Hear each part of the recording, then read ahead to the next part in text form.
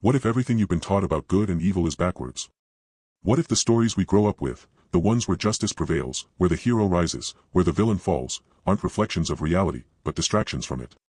Because if you really look closely at the world we live in, it starts to feel like something else entirely. It starts to feel like the evil people already won. Not in some dramatic, apocalyptic way with explosions and final battles, but slowly, quietly, and systematically. They weren't stopped, so they just kept going.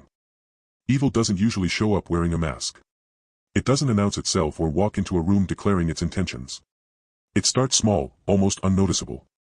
A lie here, a manipulation there, a decision made purely for power, money, or control at someone else's expense. And when nothing happens, when there are no consequences, that behavior grows.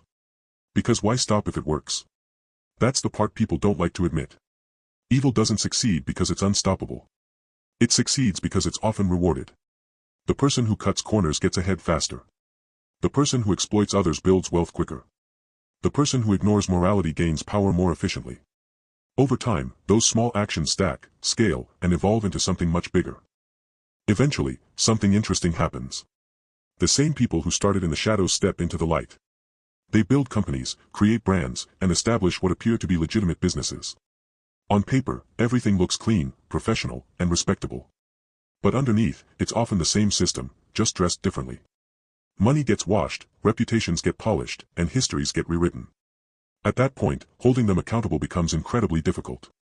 Because how do you fight something that looks legitimate? How do you expose someone who appears successful, respected, and even admired? By then, they're not just individuals anymore, they're institutions. So why does this keep happening? Why do the same patterns repeat over and over again? The uncomfortable answer is that it's not just because evil people exist. It's because good people hesitate. Fear plays a massive role, fear of consequences, fear of standing alone, fear of being wrong, fear of losing security or comfort. So instead of acting, people watch. They notice things don't feel right but stay quiet. They see injustice but look the other way. They recognize patterns but convince themselves it's not their place to intervene. And silence is incredibly powerful, because silence allows things to continue. Now think about the stories we consume every day, movies, TV shows, books. In almost all of them, the structure is the same. There's a problem, a villain, a hero, and in the end, the hero wins. Justice is served, and order is restored. It's satisfying because it feels right. But what if those stories are giving us the wrong expectations? What if they're conditioning us to believe that justice is inevitable, when in reality, it requires action? Because in real life, there isn't always a hero. Or worse, the hero doesn't win. In fiction, everything is compressed.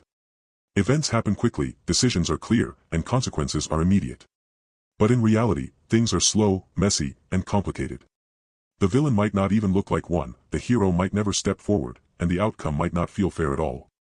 That's the gap between what we expect and what actually happens.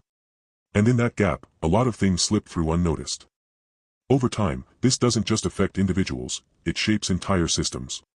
If enough people succeed through unethical means, those behaviors start to look normal. They become part of the culture, part of the system itself. And once something becomes systemic, it's no longer about one person doing the wrong thing. It's about a structure that rewards it. At that point, even people who want to do the right thing feel pressured to adapt, to compromise, to justify, or to play along. Because going against the system can feel nearly impossible. But there's a cost to all of this, and it's not always obvious at first. Trust erodes, integrity fades, and people become more cynical. You start hearing things like, "That's just how the world works," or "Nothing's going to change." And that mindset reinforces the cycle, because the moment people believe nothing can change, they stop trying to change anything at all. However, the idea that evil has already won only stays true if nothing challenges it. Systems, no matter how powerful they seem, are built on participation. They rely on people going along with them, which means they can also be disrupted. Not easily and not quickly, but gradually, through awareness, through accountability, and through people choosing not to stay silent. Maybe the problem is how we define winning. In movies, winning is clear, the villain is defeated, the hero survives, and everything is resolved. But in real life, it might look different. It might look like someone speaking up when it's uncomfortable, refusing to participate in something unethical, or making small, consistent choices that don't get recognition.